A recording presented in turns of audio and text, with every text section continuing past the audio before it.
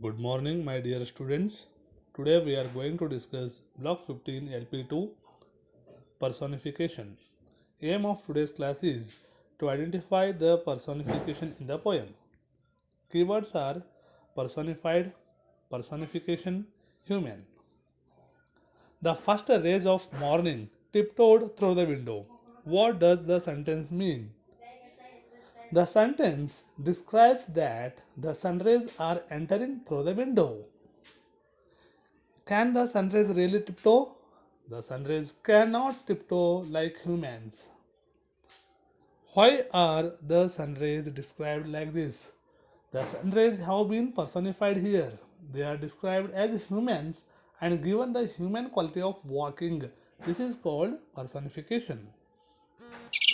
Dear students, reread the poem My Shadow silently. Underline the words that describe the shadow as a human.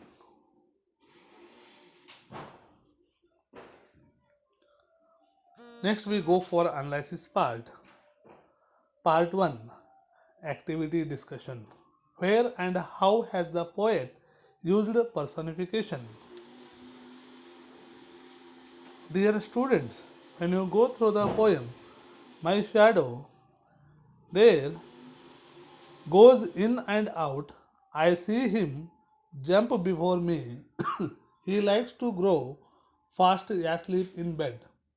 See, in these lines, human quality has been given to the shadow. The poet described the shadow as a person who does things like a human being. The poet used he to describe the shadow. The shadow jumps, grows, plays, and sleeps like a human. Next, we go for part 2, generalized discussion. Why has the poet used personification in the poem? Personification makes the poem more interesting and fun to read. That's why poet has used personification in the poem. How would the poem be different if personification was not used? So if personification was not used, the poem does not look interesting and we don't get fun to read. And also we don't get images in our mind. Next we go for part 3, higher order thinking.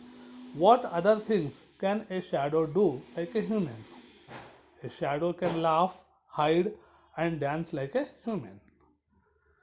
Next we go for worksheet S2 from English workbook volume 2 page number 36. Here the first question is,